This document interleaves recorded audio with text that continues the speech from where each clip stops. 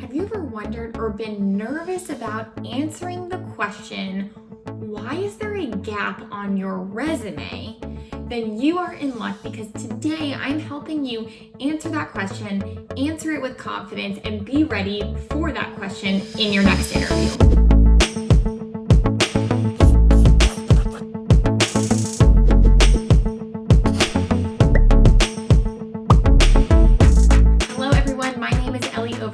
If we haven't met yet, you can find us over at goforthllc.com and over on Instagram at @forth_LLC. We would love to welcome you over there as well. However, on this channel, we help job seekers just like you land the job of their dreams. And this series, this How to Answer series, is especially important because it is a perfect way to prep before your next big interview.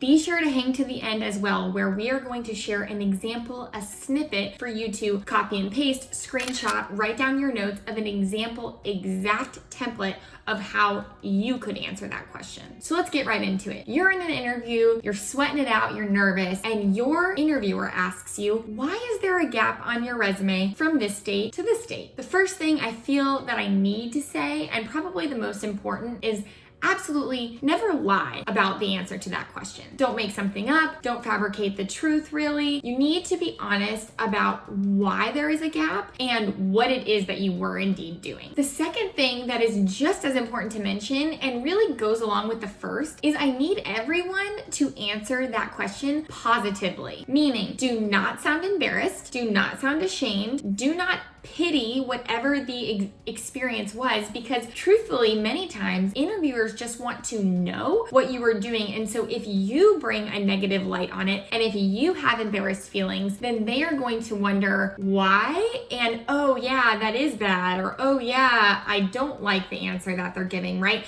But if you can say whatever you're going to say in a positive way and optimistically and very matter of fact, they will also take it as matter of fact. The next thing that I want to mention that makes answering this question extremely important is to be clear and to not beat around the bush. The reason I mention this is many times when I'm sitting down with clients or even potential clients and I'm asking them about the last 6 months or how the job search has been going or kind of what they've been up to in the past even year to 12 months, 18 months. Most of the time, the response is started with a big pause, a big sigh, and one of these, well, right? And I'm just waiting for the sob story. I know that sounds harsh, but truthfully, that's what interviewers are thinking. They just want to know what you're gonna say, and they wanna hear exactly what happened in a very clear, succinct timeline. Meaning, if you lost your job, if something crazy happened like a global pandemic,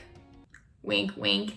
Let's say you had an internship, they offered you a job, but you decided you wanted to go a different route or take your career in a different direction. Tell them that. Be extremely clear, matter of fact, step 1, step 2, step 3, in chronological order. And then the important thing also is once you're done being clear and succinct, stop talking. Truthfully, it's the rambling and the over justifying and the over explaining that starts to raise red flags. The other thing I want to mention with being clear is try your best not to make excuses. I get it. It's really hard to not talk for so long about a global pandemic or that manager that you had that was out to ruin your life, or, the coworker that sabotaged your project, or whatever it may be.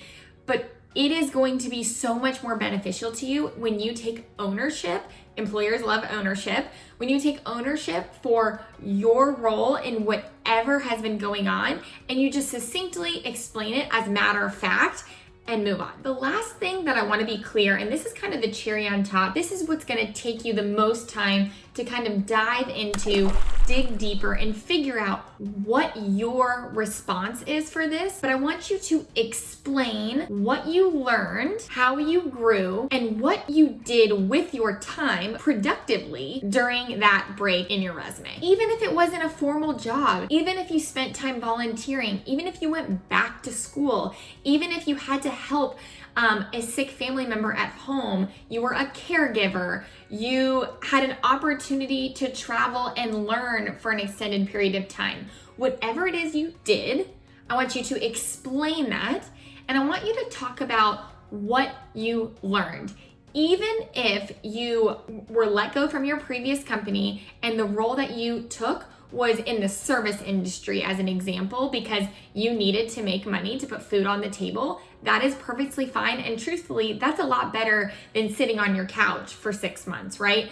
But I want you to explain everything you learned from that service industry experience, why you're back out in the job search, what you're gonna take from both learning experiences, both why you were let go and what you learned in the service industry, and really look at it as a growth experience, a moving forward experience, and be extremely clear about that as well. So as promised, I wanted to share a snippet with you, an example, a template, if you will, that you can screenshot, write down, take some notes, and try to plug in what you might say to answer this question personally. From X date to X date, I wasn't formally employed because of blank. During that time, I focused on blank and spent time doing blank. I also learned X, Y, and Z, which makes me excited and interested in bringing those skills and experiences to this new role. As you can see, you clearly state the time gap, you clearly state what you were doing, what you learned, and how excited you are to bring that into this new job potential opportunity.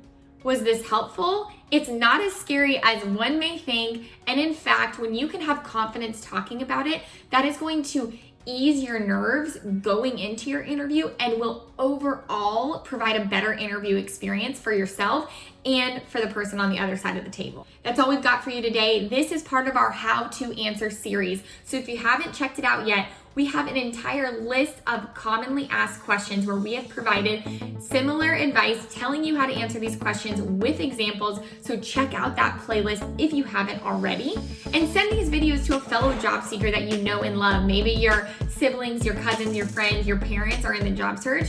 We would love to have them also come and be a part of the Fourth Fam. If you loved this, hit that like button below, maybe even subscribe and set those bell notifications, and leave us a comment about other interview questions that you want help answering so we can deliver. That's all I got for you today, folks. Thank you for being here again. We can't wait to see you when we drop our next video every single Tuesday. And until then, go forth and interview on.